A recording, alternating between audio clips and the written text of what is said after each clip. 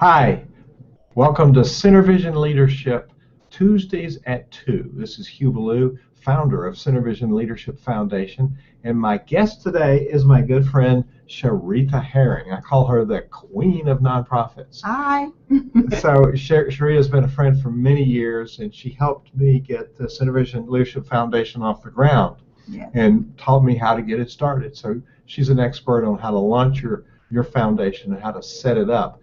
Sharitha has lots of knowledge on lots of topics, but today I want to talk about funding, especially how do you make your organization more attractive to those foundations that want to issue grants.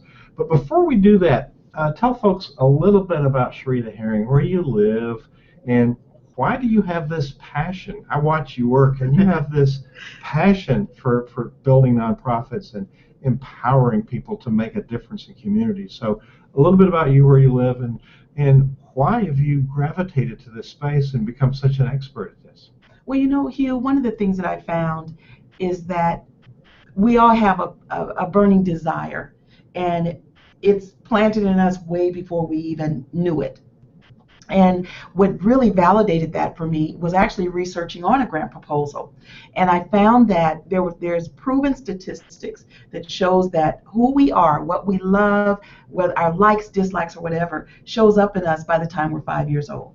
Wow. So I've always been one to try and help somebody. I was one of those kids that if at school, they have what's called, and I don't know if I can say that, hopefully, how they say I have the stinky kid. Uh-huh. I was always the one, instead of teasing that stinky kid, Oh. that's the kid that I take home. Oh. And there was there was one girl that she smelled, and you could tell that she went to the bathroom on herself often, or maybe slept with a brother or sister that went on her. Well, she smelled like that. Well, that's the girl that I'd bring home, and my mom would, a lot of our clothes were from the Goodwill too, but you never would know it. So I was always bringing that kid home. And then there was a guy that lived up the street, Mr. Brown, older guy, and if he was raking his yard, if we're playing kickball, I'd say, you guys, let's go up and help Mr. Brown. I'm not going up and help Mr. Brown. Well, I'd go and help Mr. Brown. So that has always been me. Mm-hmm. And so you gravitate to who you are and what you love. And Hugh, one of the things that I also noticed, everything that I love, also I was doing it in high school. I was a junior class president. I was, in my sophomore year, I was the secretary. In my freshman year, I was the treasurer. Well, I ended up running for office as an adult. When I was in high school, I was always on those committees that helped to develop and raise dollars to expand the programs and services in school. Mm-hmm. As an adult, I teach grant writing, and I help businesses show up and build their capacity. So whatever you truly love, it keeps showing up in your life. And so this is just a natural thing. I had no idea about nonprofits. I had no idea what grants could do. I just kept doing what I loved. And I just happened to become a director at a YMCA. After I moved here to Los Angeles from Kansas City, Missouri, I was looking for programs where, as a single mom and moving to a city that I didn't know anyone, I wanted a job that would allow my kids to also be there.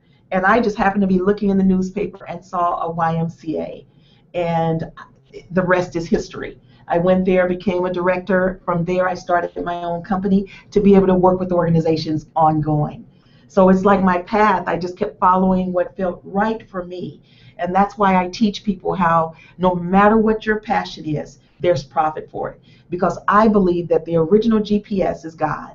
And as long as I follow what God gives me, and I keep him in praise, and I stay in service, what better GPS is that? God's power system, yes, right? Yes. So yes. In the first edition of Nonprofit Performance, you wrote an article about nonprofit as the stepchild of business. Stepchild of business. What is that about? It's coming out next week. Well, you know what? When you hear the term stepchild, you always think negative. Even with fairy tales, if the stepchild was always the one, like even Cinderella, she was the stepdaughter, and the mean stepmom. See, stepmoms are also looked at negatively too. People always expect more of the stepchild. And even when they show movies, the kids from that parent will get away with everything, but they want the stepchild to do more. Well, when I look at the way people are about nonprofits, They expect they have unreal expectations of nonprofits. Mhm. For instance, when someone starts their for-profit business, they don't go looking for someone else to raise their money. They pull up lift their sleeves and they get in there. But the moment someone starts a nonprofit, oh, I need a grant writer. Instead of them looking for their dollars, they want to go and get a grant writer.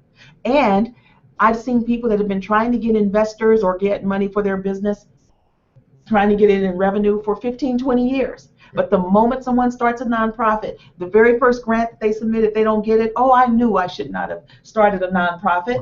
You have unreal expectations, but a nonprofit is a corporation. Yep. And grant funders are investors. So you have to be prepared for those investors. So they're investing for results, not for profits. They are the result. Absolutely. Their return on the investment is what the dollars do, and is also the write-off, instead of them giving dollars and expecting a financial return. So what does all this have to do with successful grants? So if you want to get a grant, you just hire somebody to write it, or is there more to it? There's definitely more to it. For one, Hugh, I can't tell you how many organizations I've heard them say, you know what, I've hired 5 grant writers and we haven't been successful not once. Mm. For one thing, I asked them, have you ever taken a grant writing class yourself? And they say, no, I'm not going to be my grant writer. But if you don't know what is expected in a grant, Mm-hmm. if you don't know what a good grant writer sounds like, Mm-hmm. see, when people are going after dollars for their for-profit, they know what should be, what that investor looks like, what it sounds like as far as what should be on their documents. Mm-hmm. But no one wants to do that same kind of homework when it comes to a nonprofit. Mm-hmm. And so a grant proposal is not just an application like filling out for employment. It is talking about you. It's talking about your background, your strategies, who you've been working with. The grant writer doesn't automatically know that. See, a grant writer, think of a grant writer as a stenographer, because that's all they are. A grant writer is a stenographer. They listen to you, and then they fill in the grant application. They don't have a magic wand. No, and people expect that magic wand. Yeah. So, Oh, but see, my. a grant proposal is asking about your structure. It's asking about your strategic plan. It's asking about who are you and what have you been doing. It's asking about who are you going to be working with and what are the issues that you're going to address. When you hire a grant writer, they don't know that about you. They have to interview Right. you and pull that out of you. Right. But it's not as hard on the grant writer if you also know what is included in that grant proposal. Absolutely. So there's some organizations that are more attractive to granting organizations, and you talked about investors, and we work with entrepreneurs a lot, and many of them are raising money, and there's certain things that investors look for. The strategy. What are the measurable outcomes that I'm sure grantors want to see? What's the impact of this money? Your budget. Have you got really sound financial projections? Do you know how much cash you need for what, and are those projections tied to your milestones? And then, do you have a really clear vision that's practical, and have you proven it's going to work? And the final one you've alluded to, but I want to talk more about that, is the people side of this. Do you have the team that can actually implement? Do you have the community empowered? So are those in the business world and their investors? If you don't have the team, it ain't going to work. So that's a big one. That's like, have you built the capacity of your board, and does your staff have the leadership skills? So is that one of the important benchmarks with grants as well? Definitely. And that's why, too, they want to see collaboration. See, oftentimes that qualified staff doesn't have to be right up under your umbrella. See, when you collaborate, because let's say you and I collaborate, see, then you don't have to worry about having that hired staff is your collaborative partner, okay? See, Hugh, no matter how much money you're looking for, whether you are a hospital looking for $20 million or you're a child care center that only needs $10,000, a grant funder only asks 5 questions. Only 5 questions. Who are you? Meaning your experience. What have you been doing? Who is your target population? What are the issues that you're going to address with that target population? What are the expected outcomes? And then how much money do you need? Okay. So whether you're building a hospital or need toys for a child care center, you're still answering those 5 questions. And so often when someone says they're ready for money, Sharita, I need a grant right now. Oftentimes they're still not ready because their structure is weak. Maybe they don't have a good board of directors. Mm-hmm. And so often, Hugh, whether it's a small business or a nonprofit, so often their board structure is not correct. Oh. See, because your state has a different set of guidelines than what grant funders and also the IRS looks at. Really? Some states only require that you have one board member, and it can be you. Correct. If you think of yourself as an investor, okay, Mm-hmm. and if I'm asking you for $500,000, and I have one board member and it's me, Mm-hmm. how comfortable are you with corporate governance monitoring what goes on with your dollars if I'm the executive and I'm the only board member? Not very. But people don't think about that. Uh-huh. And see, you are an investor. Grant funders are investors. They just want to make sure that the money is going to do what you say it's going to do. So that's why they ask, who is your board and what are their affiliations? Not that they want to keep the board with their thumb on you.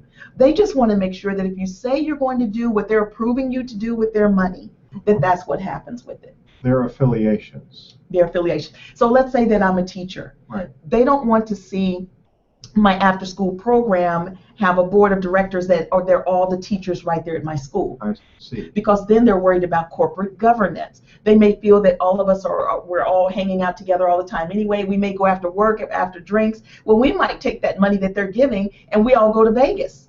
Oh. So they want to make sure that your board members are coming from various organizations, different backgrounds, so that there's some diversity in your board of directors.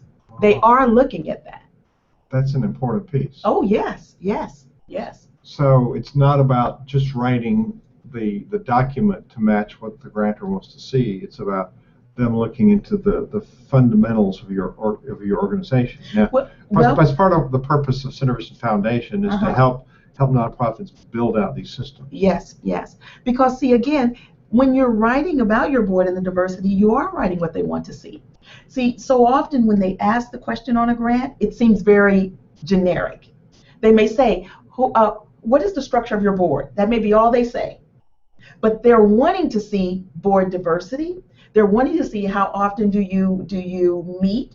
They're wanting to see how involved is your board with some of the decision-making processes. Mm-hmm. See, though that question may seem just very vague, they wanted an experienced grant writer and an experienced executive would know how to answer that question. Excuse me, Hugh. Let's say that I just answered the question they asked, what is the structure of your board? Mm-hmm.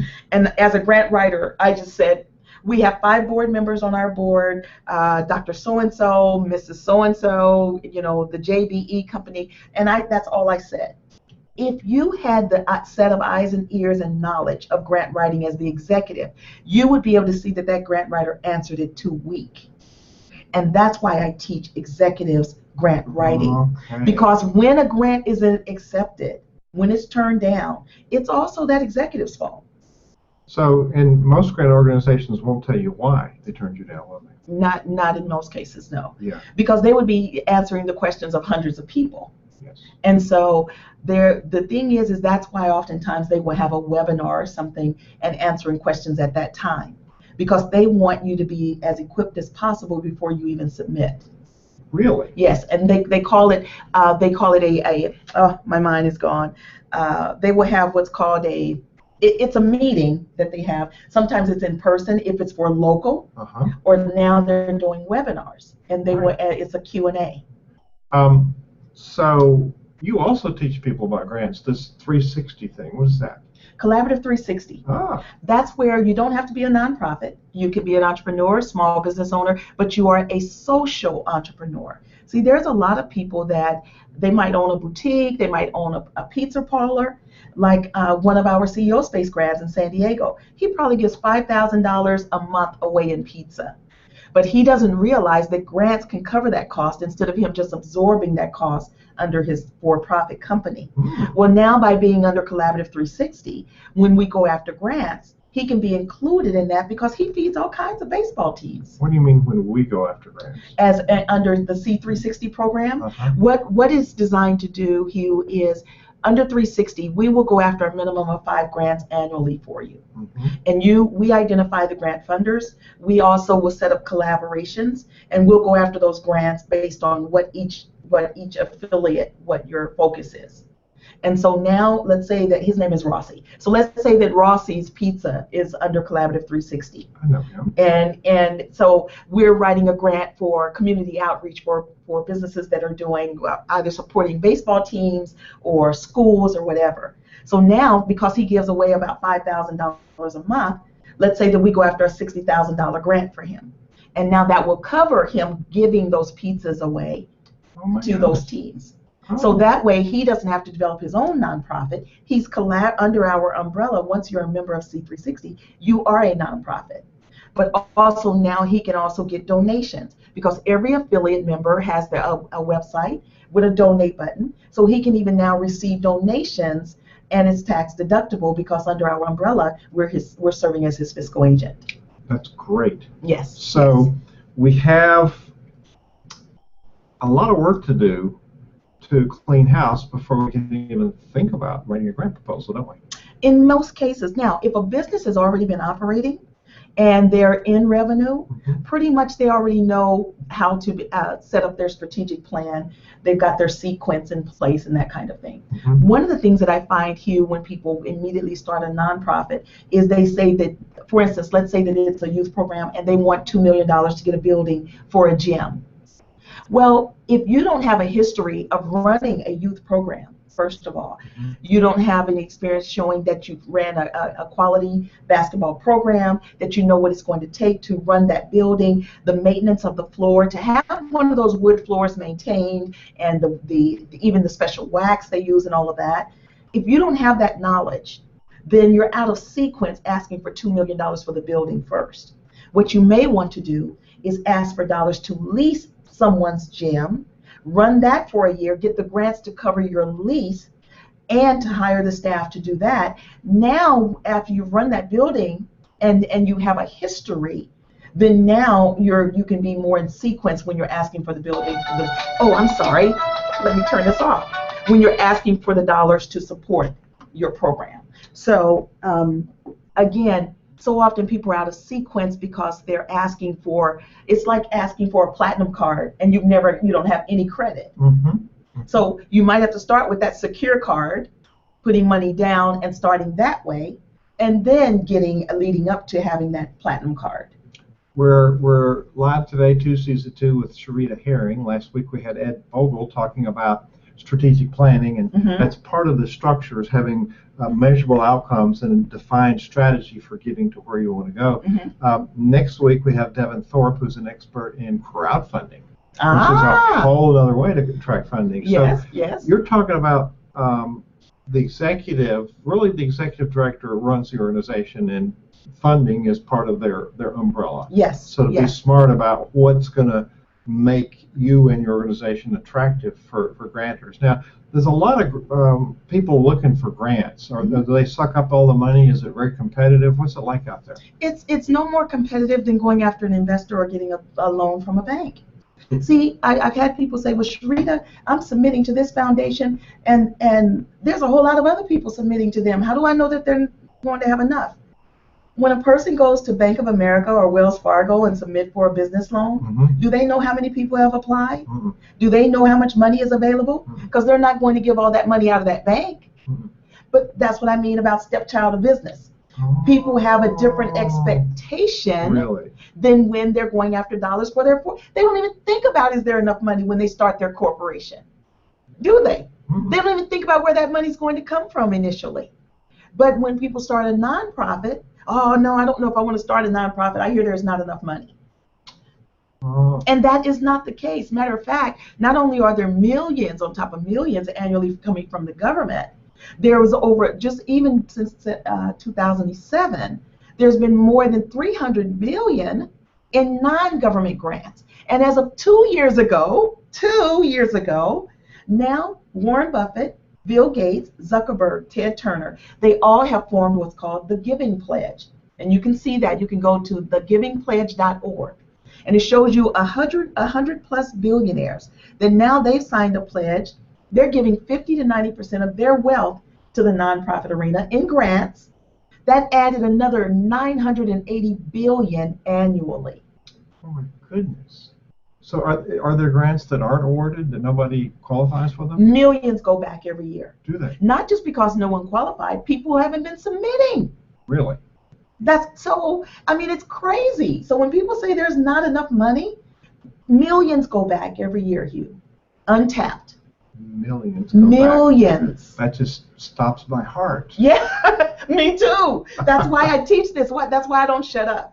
Because, you know, there's so much available and there's so much that we all could be doing. But what I'm finding, the more entrepreneurs, the more business-minded individuals that I can teach this, then I'm starting to see more organizations become more active. We'll talk about that in a minute. You've talked about business principles, and many churches and nonprofits, no, we don't want to do that. That's not business principles. But I find that it's really a life changer when you install some business concepts, principles in the organization. Yes. As a matter of fact, you probably have a board that has business people on the board. Yes. And they would insist on a higher standard. So is that minimalist thinking? What is that? Most people, Hugh, when they start a nonprofit, they didn't see it as a business. Mm-hmm. Because that's just in everyone's thinking. First of all, most people think when you have a nonprofit that everyone has to be volunteers, which is not true. Most people think that a nonprofit cannot make a profit, which is not true. The NFL is a nonprofit. The really? NFL is a nonprofit. So nonprofit is a bad word. It should be non-taxed. You know, the thing is matter of fact, I'm trying to find out how to get that changed. I was even talking to a friend of mine that's a councilman, and I said, how can we initiate changing that? Because we all are taught you are what you speak. And if you're saying nonprofit, you instantly think that there's no profit. Scarcity mentality. Yes. I use the word social benefit organization many times. Yes. People don't cue in what that is because it's not part of our language. Right. We understand the word nonprofit, but it really needs to be changed because it inspires us to go there. Yes. We can't make a profit, we dumb down. And see, the thing is, nonprofit, again, doesn't mean that you can't make a profit. It is if you do not start the company solely for profit. You start the organization because of a cause, but that doesn't mean you can't make a profit. Just like charity is not you as the individual with the nonprofit or the charity. Correct. Charity is what you do and who receives the service. That's the charity. So you're paid to do that, and you're paid well. Mm-hmm. You're paid. A nonprofit, just like a for-profit, your salary is based on your operating budget. Mm-hmm. So the more money your company makes, the more money you make. It would seem ridiculous to have a multi-million-dollar nonprofit and the executive only makes $60,000 a year. Mm-hmm.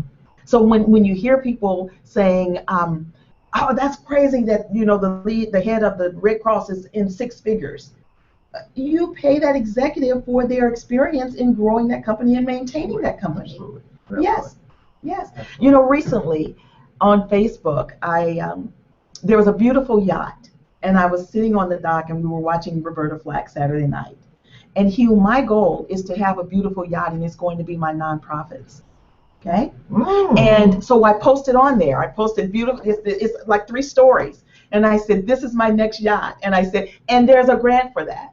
Well, someone responded very negatively, and she attacked me. She said, "You should be ashamed of yourself. How do you look at yourself in the mirror?" Executives, see, that's what I'm talking about, taking government money and using it for your own personal purposes. I say, wow, I'm so surprised that you jump to conclusions that way. Why is it that every time when someone sees something of beauty, it cannot be nonprofit? There are so many businesses that you walk in and deal with every day in your life, and you don't realize they're a nonprofit. How many beautiful hospitals do you walk in every day and they're a nonprofit? How many credit unions do you walk in and they're a nonprofit? And I can go on and on. Pharmacies. Universities. They're nonprofits. It's not the beauty, it's what you're doing.